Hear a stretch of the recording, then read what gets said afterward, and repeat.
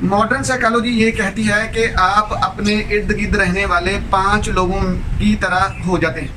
है कि अगर आपने अपनी ज़िंदगी को पुरसकून बनाना है तो आपने अपनी 3 चीज़ों को बैलेंस्ड फॉर्म में रखना है। अपनी थॉट्स, अपनी इमोशंस और अपनी ईगो। हम ईगोइक माइंडेड कैसे हो जाते हैं? आइडेंटिफिकेशन क्या है? मेंटल आइडेंटिफिकेशन क्या होती है? हम नेगेटिवली डिज़ाइंड या डिज़ाइन क्यों हो जाते हैं? बिस्मिल्लाहिर्रहमानिर्रहीम। साथियों, आप देख रहे हैं इल्म की बातें और आज हम बात कर रहे हैं द पावर ऑफ नाउ की एसेंस पे। साथियों, हमने कहा कि हम अपने इर्द गिर्द रहने वाले 5 लोगों की तरह हो जाते हैं। साथियों, ये बात ठीक है। मॉडर्न साइकोलॉजी इसी पे बात करती है। मॉडर्न साइकोलॉजी ये कहती है कि आपके इर्द गिर्द जो 5 लोग रह रहे हैं ना, उन पे आप नज़र रखें, उनको देखें कि वो किस तरह के हैं। अगर वो पॉजिटिव हैं तो आप भी पॉजिटिव हैं, अगर वो नेगेटिव हैं तो आप भी नेगेटिव होंगे। यानी उनकी जो आला या जो उनकी ज़बरदस्त या पावरफुल जो उनकी खूबियाँ होंगी या खामियाँ होंगी, डोमिनेंट, ये लफ्ज़ ठीक है, डोमिनेंट जो खूबियाँ या खामियाँ होंगी वो आपकी ज़ात का हिस्सा हो जाए। ज़रा रुकिए और देखिए कि आप किन लोगों के साथ रोज़ाना 4 से 6 घंटे गुजारते हैं। ज़्यादा टाइम आप किन लोगों के साथ गुजारते हैं? आप ज़्यादा टाइम जिन लोगों के साथ गुजारेंगे आप उनकी तरह हो जाएंगे। अच्छा, अब इसका हल क्या है? हल साथियों 3 चीज़ों में है। हमने इसको कई मरतबा बयान कर दी है। इन 3 चीज़ों को आप अभी समझ लें। 10 या 15 साल के बाद धक्के शक्के खा के आपने फिर भी समझ नहीं है। 3 चीज़ें हैं जी। पहली चीज़ है आपकी थॉट्स, आपकी सोचें। दूसरी चीज़ है आपके जज्बात यानी आपके इमोशंस। तीसरी चीज़ है ईगो।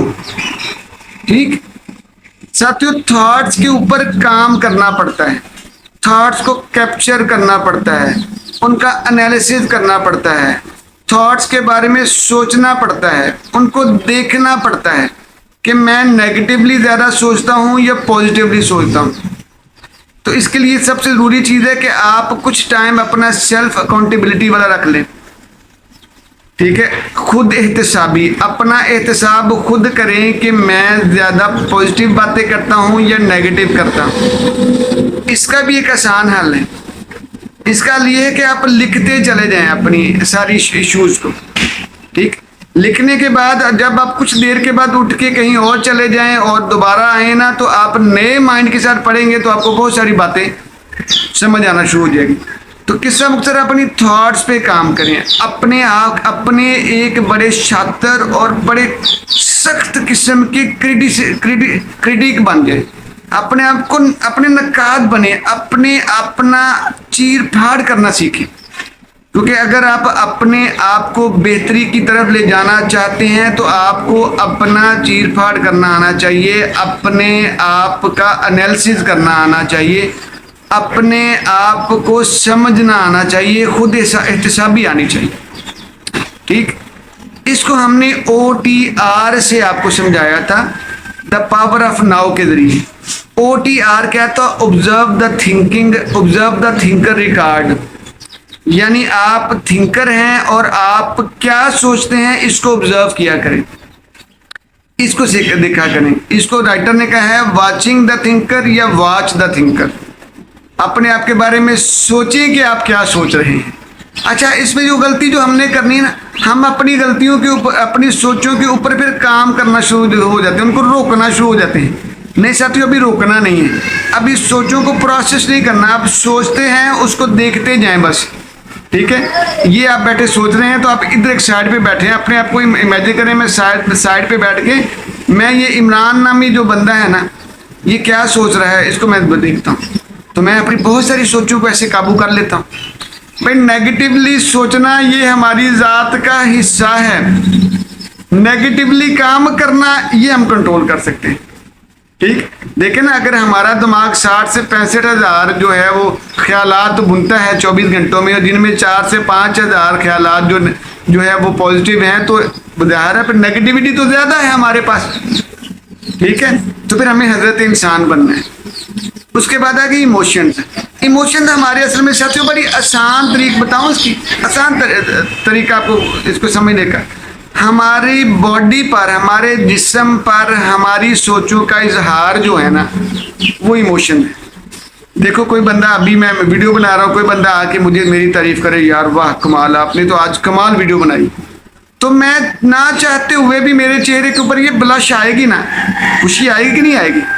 ये उस बंदे ने मेरे कान में अपनी थॉट, अपनी जो बात जो डाली, और मेरी थॉट ने उस बात को पॉजिटिव प्रोसेस करके मुझे मेरी बॉडी पे असर किया। इसको इमोशन बोलते हैं। और ये बहुत कमाल चीज़ है। इमोशन आपकी एक पावरफुल एनर्जी होती है। ये आपका जो एनर्जी के स्टोर हाउस और पैकेट्स होते हैं, ये आपकी एक्टिविटीज़ को परफॉर्म करवाने वाले होते हैं। ठीक, तो इमोशन बहुत जरूरी है साथियों। आपने देखा है ना कि गुस्सा, जब आप गुस्से में होते हैं तो आप क्या करते हैं? जब आप गुस्से में होते हैं तो आप अपनी छोटी छोटी वो काम भी कर देते हैं जो आपने कभी जिंदगी में या आम नॉर्मल हालत में जल्दी नहीं कर पाते। ठीक है, कहते मैं गुस्से में था, ठीक है ना, इसलिए मैं इतना करके।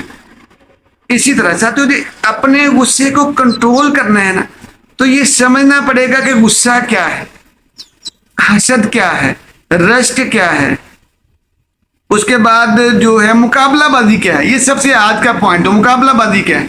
ये इन सारी चीजों को साथियों आप लिख लिख के समझे।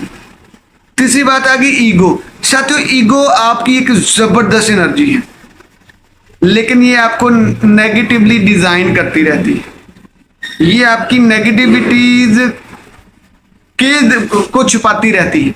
मसलन ये आपकी पास्ट की बातें करेगी या आने वाले फ्यूचर की बातें करेगी, जो जिसने कभी आना ही नहीं है, क्योंकि फ्यूचर तो आपके बाहर रहता है, दरवाजे से बाहर है। फ्यूचर जब भी आपके पास आएगा तो प्रेजेंट बन के आएगा।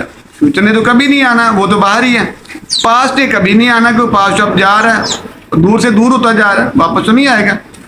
तो ईगो बात करेगी पास्ट की या फ्यूचर की, तो इससे बच के रहें।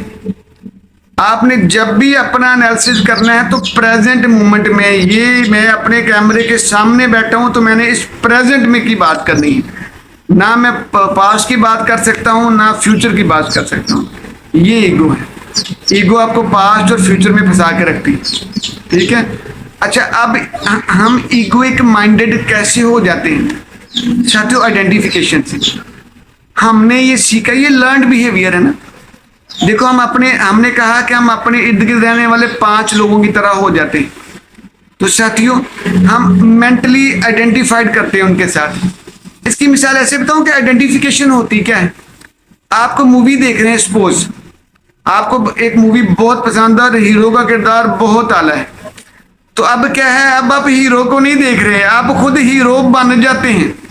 हीरो जो काम कर रहा है वो आप अपने माइंड में, अपनी इमेजिनेशन में वो काम आप कर रहे हैं, वो फिल्म का हीरो नहीं कर रहा। अब आपने वो लर्नड बिहेवियर है आपका, आपने वो सीख लिया है, आप वो सीखना शुरू हो जाते हैं। ठीक है, इसको मेंटल आइडेंटिफिकेशन कहते हैं। ईगो हमारे ये काम करवाती है। ठीक, तो ईगो हमें जो जो चीजें मीठे मीठी होती है ना, वो आइडेंटिफाई करती चली जाती है। तो ये बहुत आला चीज है। ईगो हमें हर उस चीज से रोकेगी जो हमें चीज कंफर्ट जोन से बाहर लेके जाती है।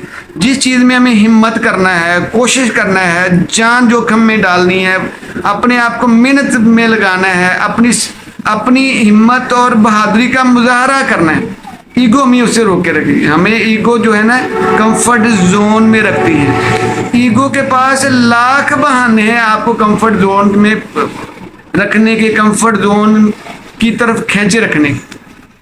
तो इसलिए जब कभी आप कंफर्ट जोन में हो, जब कभी आप इजी माहौल में रहने की बात करें, इसका मतलब है कि you are egoically ill, you have become egoically ill, you have become the victim of your egoic mind.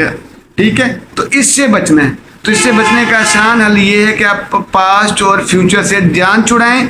आज के दौर की, आज के लम्हे मौजूद की, इस लम्हे मौजूद की जो रिक्वायरमेंट है उसको पूरा करें। अगर इस लम्हे मौजूदा लम्हे में अगर आपको एफर्ट करना बनती है तो एफर्ट करें, बैठ के इमेजिन ना करें, ठीक है। किसी का वेट ना करें, don't wait for waiting for Godot, ठीक है। किसी बुद्धा किसी गॉडो का वेट करने की जरूरत नहीं है, अपना काम आप खुद करें, ठीक है, then you will be okay. तो साथियों आज हमने ये बात की कि द पावर ऑफ नाउ एक मेडिसिन है, इसको मेडिसिन के तौर पे इस्तेमाल करें, इसके ऊपर काम करें। 3 चीजों पे काम करना है, अपनी थॉट्स पे, इमोशंस पे और अपनी ईगो पे, और अपनी जिंदगी को सहल बनाने की तरफ खुद चलें। साथियों ये जो हमारी आज की इल्म की बातें हैं ना, ये महज इल्म की बातें नहीं साथियों, ये अमल की बातें हैं। इनको अमल की बातें बनाएंगे तो आपकी जिंदगी आसान तरीन होती चली जाएगी, और यही हमारा मतमे नजर है।